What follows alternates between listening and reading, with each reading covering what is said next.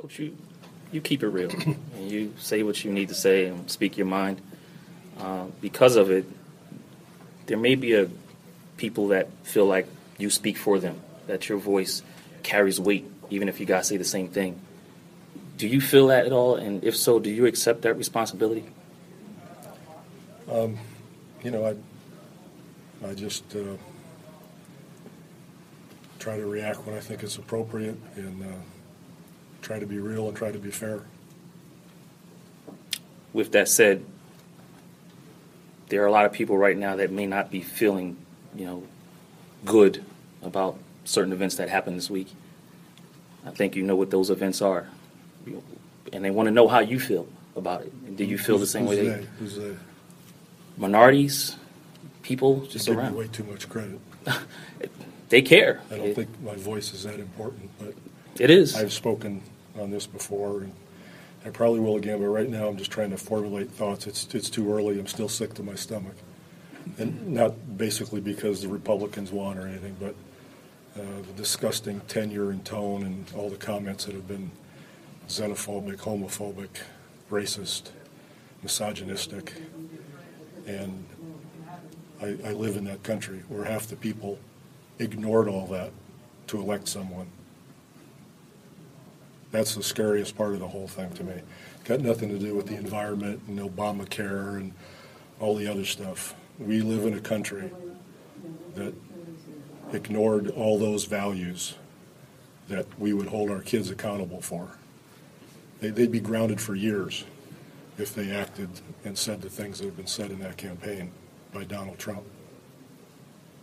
I look at the evangelicals and I wonder, those values don't mean anything to them? All those values, to me, are more important than anybody's skill in business or anything else, because it tells who we are and how we want to live and what kind of people we are.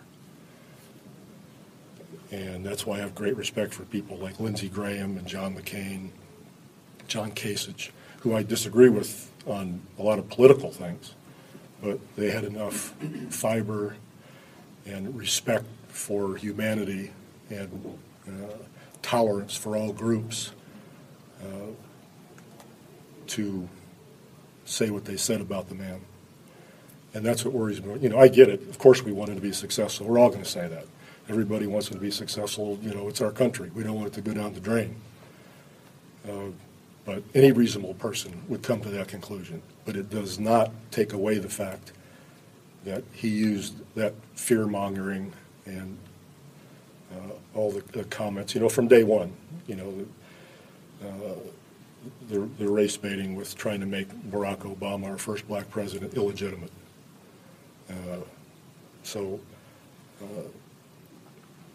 It leaves me wondering where I've been living and with whom I'm living. And the fact that people can just gloss that over and start talking about the transition team and, we're all going to be kumbaya now and trying to make the country good without talking about any of those things. And now we see that he's already backing off on immigration, on Obamacare, and other things. So was it a big fake? Which makes you feel that's even more disgusting and cynical, that somebody would use that to get the base that fired up to get elected. And what gets lost in the process are African Americans and Hispanics and women and the gay population, not to mention the 8th grade developmental stage exhibited by him when he made fun of the handicapped person. I mean, come on. That's what a 7th grade, 8th grade bully does. And he was elected president of the United States. We would have scolded our kids. We would have had discussions and talked until we were blue in the face trying to get to understand these things. And he is in charge of our country.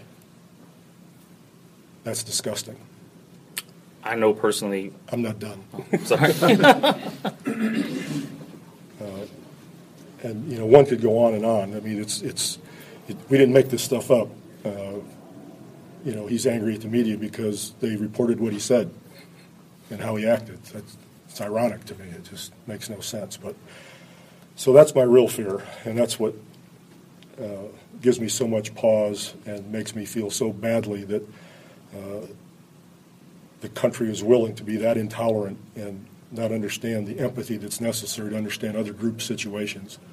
You know, I'm a rich white guy, and I'm sick to my stomach thinking about it.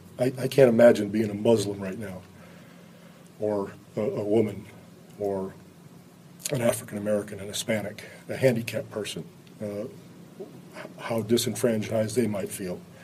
And for anyone in those groups that voted for him, it's just beyond my comprehension how they ignore all that. And so my final conclusion is my big fear is we are Rome.